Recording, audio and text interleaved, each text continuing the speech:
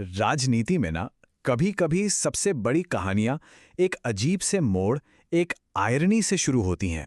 और आम आदमी पार्टी में जो सियासी भूचाल आया है, उसकी कहानी भी कुछ ऐसी ही है। जरा ये बयान सुनिए। ये राघव चड्ढा का है, कुछ ही समय पहले का। वो कह रहे थे कि बीजेपी में शामिल हो जाओ तो सारे केस बंद, नहीं तो सीधे जेल। मतलब वो खुलकर बीजेपी पर आरोप लगा रहे थे कि वो ईडी, सीबीआई जैसी एजेंसियों का इस्तेमाल करके विपक्ष को डरा रही हैं। लेकिन फिर कहानी में आता है एक 180 डिग्री का टर्न। वही राघव चड्ढा अपने 6 और सांसद साथियों के साथ बीजेपी ज्वाइन कर लेते हैं। अब सवाल ये उठता है कि भाई अचानक ऐसा क्या हो गया, जो कल तक आरोप लगा रहे थे वो आज उसी पार्टी में शामिल हो गए। इसी गुत्थी को आज हम सुलझाने की कोशिश करेंगे। तो चलिए इस पूरे मामले की परतें खोलते हैं। देखिए, जो भी सूत्र हैं उनके मुताबिक ये कोई अचानक हुआ घटनाक्रम नहीं है। इसके पीछे एक जानी पहचानी, सोची समझी रणनीति होने की बात कही जाती है। एक ऐसा नाम जो भारतीय राजनीति में बार बार गूंजता है, ऑपरेशन लोटस। तो ये ऑपरेशन लोटस आखिर काम कैसे करता है? कहा जाता है कि इसका एक 4 स्टेप का फॉर्मूला है। पहला, किसी भी विपक्षी पार्टी में ऐसे नेताओं को ढूंढो जो नाराज चल रहे हैं, असंतुष्ट हैं। दूसरा, उन्हें बड़े पद या पैसों का लालच दो। अगर इससे बात ना बने तो आता है स्टेप 3, ईडी, सीबीआई जैसी एजेंसियों का डर दिखाओ। और जब इन सब तरीकों से जरूरी संख्या में नेता टूट कर आने को तैयार हो जाएं, तो फिर आता है आखिरी कदम, इस पूरे दलबदल को एक कानूनी जामा पहनाना, जिसे विलय या मर्जर कहते हैं। पर एक मिनट, दिमाग में ये सवाल तो आता है कि इतने सारे सांसद एक साथ पार्टी कैसे बदल सकते हैं? क्या इसके लिए कोई कानून नहीं है? है, बिल्कुल है। लेकिन उस कानून में ही एक ऐसी लूप होल है, एक ऐसी खामी है जो ये सब मुमकिन बनाती है। देखिए, 1985 में एक कानून लाया गया था जिसे हम एंटी डिफेक्शन लॉ या दल बदल विरोधी कानून कहते हैं। मकसद बड़ा सीधा साधा था, आया राम गया राम की राजनीति को खत्म करना। मतलब कोई भी विधायक या सांसद सिर्फ मंत्री पद या पैसे के लालच में अपनी पार्टी ना बदले। रूल एकदम सिंपल था, अगर पार्टी छोड़ी तो आपकी सीट पी गई। मगर इसी कानून में एक मगर है, एक बहुत बड़ा लेकिन। और वो ये है कि अगर 1 या 2 लोग पार्टी बदलते हैं तो उनकी सदस्यता रद्द हो जाएगी। पर अगर किसी पार्टी के कम से कम 2/3 यानी 2/3 सदस्य एक साथ पार्टी छोड़ते हैं तो कानून इसे दलबदल मानता ही नहीं, इसे विलय या मर्जर का नाम दिया जाता है। और सबसे बड़ी बात, इस केस में किसी की भी सीट नहीं जाती, सब सेफ।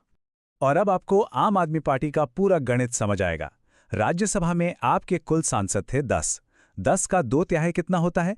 लगभग 6.67, मतलब कम से कम 7 सांसद। और पार्टी छोड़ी भी ठीक 7 सांसदों ने। है ना कमाल का गणित? ये कोई इत्तेफाक नहीं था, बल्कि एक सोची समझी नपी तुली चाल थी। तो ये 7 चेहरे थे कौन? चलिए एक एक करके इन अहम किरदारों पर नजर डालते हैं जो इस पूरे सियासी खेल के केंद्र में रहे हैं। लिस्ट में सबसे पहला और शायद सबसे चौंकाने वाला नाम राघव चड्ढा, एक चार्टर्ड अकाउंटेंट जो कभी अरविंद केजरीवाल के सबसे करीबी माने जाते थे। अन्ना आंदोलन के वक्त से ही वो साथ थे। उन्हें पार्टी का भविष्य भी कहा जाता था। दूसरा बड़ा नाम है संदीप पाठक, आईआईटी और कैम्ब्रिज से पढ़े लिखे, जिन्हें पार्टी का चाणक्य या कहें कि मेन स्ट्रैटेजिस्ट माना जाता था। लेकिन सूत्रों की माने तो हाल के कुछ चुनावों में उनकी रणनीति फेल रही, जिसके बाद पार्टी में उनका दबदबा थोड़ा कम हो गया था। फिर हैं अशोक मित्तल, जो लवली प्रोफेशनल यूनिवर्सिटी के मालिक हैं। अब दिलचस्प बात यह है कि दल बदल से महज 10 दिन पहले ही उन पर ईडी का छापा पड़ा था। अक्सर ये देखा गया है कि जो लोग सीधे सीधे राजनीति से नहीं बल्कि बिजनेस से आते हैं, वे इस तरह के दबाव के आगे जल्दी झुक जाते हैं। अगला नाम हर कोई जानता है, क्रिकेटर हरभजन सिंह। राजनीति में अक्सर सेलिब्रिटीज को टिकट दिया जाता है भीड़ खींचने के लिए, लेकिन उनका पार्टी की विचारधारा से उतना गहरा कनेक्शन नहीं होता, इसीलिए उन्हें तोड़ना भी आसान माना जाता है। और फिर स्वाति मालीवाल, वो पार्टी की एक पुरानी और जानी मानी नेता रही हैं, लेकिन हाल ही में एक कथित मारपीट की घटना को लेकर उनका पार्टी के बड़े नेताओं से खुलकर विवाद हो गया था। ये मामला दिखाता है कि कैसे पार्टी के अंदर की लड़ाई भी दल बदल की एक बड़ी वजह बन सकती है। तो ये सिर्फ 7 सांसदों के जाने की बात नहीं है, मामला इससे कहीं ज्यादा गंभीर है। अब तो आम आदमी पार्टी के अस्तित्व पर ही सवाल खड़ा हो गया है।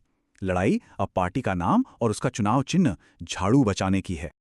और ये कोई हवाई बात नहीं है, ये खतरा एकदम असली है। हमने अपनी आंखों से महाराष्ट्र में ये होते हुए देखा है। पहले उद्धव ठाकरे के हाथ से शिवसेना का नाम और निशान तीर कमान चला गया, फिर शरद पवार के साथ भी यही हुआ, उनकी बनाई एनसीपी और उसका चुनाव चिन्ह घड़ी भी बागी गुट को मिल गया। तो चलिए अब थोड़ा जूम आउट करते हैं और बड़ी पिक्चर देखते हैं। सूत्रों का कहना है कि आम आदमी पार्टी के साथ जो हुआ वो कोई अनोखी घटना नहीं है, बल्कि ये एक पैटर्न का हिस्सा है, एक कहानी है जो पिछले कुछ सालों में देश के अलग अलग राज्यों में दोहराई गई है। इस प्लेबुक का इतिहास देखिए। 2016 अरुणाचल प्रदेश, 2019 कर्नाटक, 2020 मध्य प्रदेश और 2022 महाराष्ट्र। कहानी लगभग एक जैसी है। चुनी हुई सरकार है, कुछ विधायक इस्तीफा देते हैं या पाला बदल लेते हैं और सरकार गिर जाती है। पैटर्न बिल्कुल साफ नजर आता है।